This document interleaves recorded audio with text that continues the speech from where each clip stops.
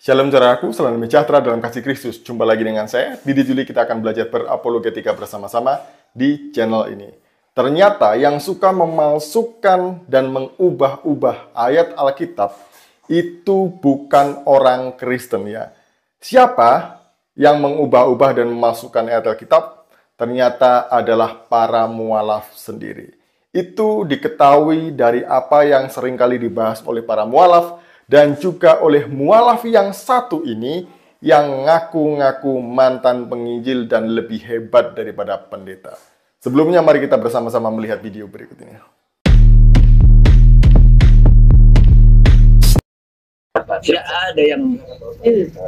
Tidak ada ayat yang menunjukkan lebih dari satu kan? Ada. Di mana? Itu dirahasiakan pendeta kalian karena mereka itu tuntutannya SKS. Nggak semua dibaca selidikinya. Isi Taurat Zabur Injil ini ku bilang. Bukanlah Zabur pasal 4 ayat 3. Hendaklah 7 anak darah atau anak gadis memilih seorang lelaki yang baik menjadi suami mereka bersama.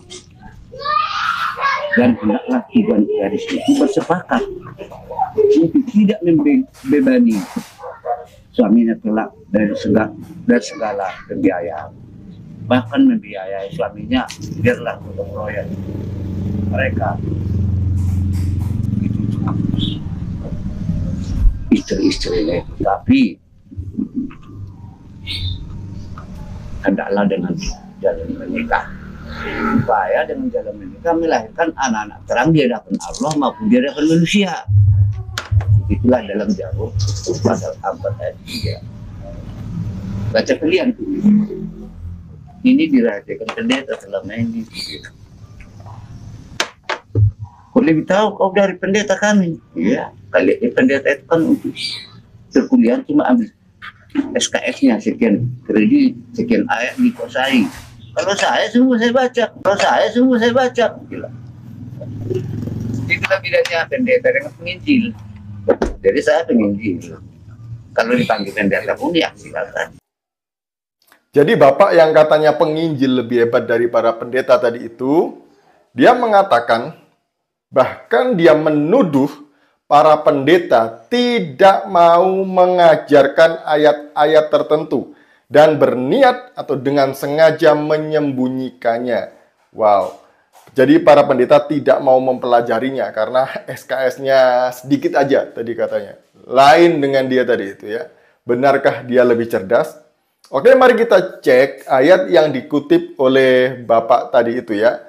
Jadi ayat yang dikarang oleh Bapak tadi itu bunyinya demikian. Hendaklah 7 anak dara atau anak gadis memilih seorang lelaki yang baik menjadi suami mereka bersama. Dan hendaklah 7 gadis itu sepakat untuk tidak membebani suaminya kelak dari segala pembiayaan, bahkan membiayai hidup suami mereka. Biar gotong royong mereka, itu untuk istri yang lain pun, tapi hendaklah dengan jalan menikah, supaya dengan jalan menikah dilahirkan anak-anak terang di hadapan Allah maupun manusia. Jadi ini ayat yang dimaksud oleh Bapak ini, katanya dari Zabur 4 ayat 3. Benarkah di dalam Zabur itu kalau di dalam Kristen itu Mazmur ya. Mazmur 4 ayat 3 bunyinya seperti yang Bapak sampaikan tadi. Mari kita membacanya. Hai orang-orang, berapa lama lagi kemuliaanku dinodai?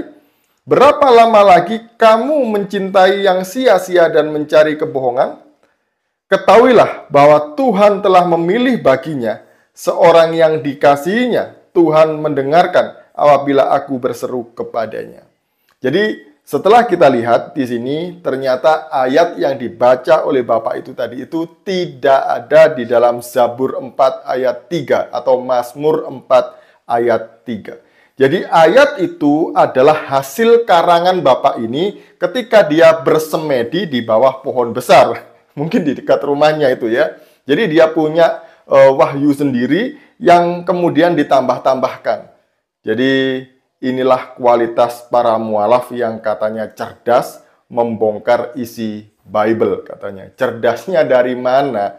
Dia itu cuma ngarang-ngarang ayat Alkitab. Buktinya tidak pernah ada ayat yang disampaikan oleh orang ini tadi itu. Katanya, kata siapa di Kristen tidak boleh menikah lebih dari satu? Ada katanya. Hendaklah 7 wanita menikahi 1 pria, dan lain sebagainya.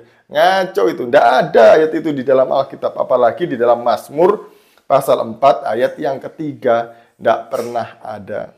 Jadi sekarang terbukti ya, siapa yang lebih suka mengubah-ubah dan memalsukan ayat Alkitab?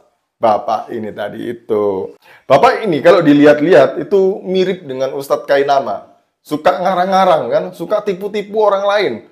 Yang ngaku mantan pendeta lah, lulusan dari STT Jakarta, Leiden Belanda, Haifa Israel. Ternyata ijazahnya nggak ada. Surat pengangkatan, peneguhan, pengutusan jadi pendeta aja juga nggak ada. Jadi semuanya hanya omong kosong gitu ya. Kalau mau buktikan, buktikan. Jangan hanya secari kertas. Lebih baik Bapak ini jadi partnernya Ustadz Kainama. Cocok, klop, sama-sama tukang bohongnya gitu ya. Sama-sama tukang sebar hoax mengenai kekristenan. Shalom, salam waras. Tuhan Yesus memberkati kita semuanya.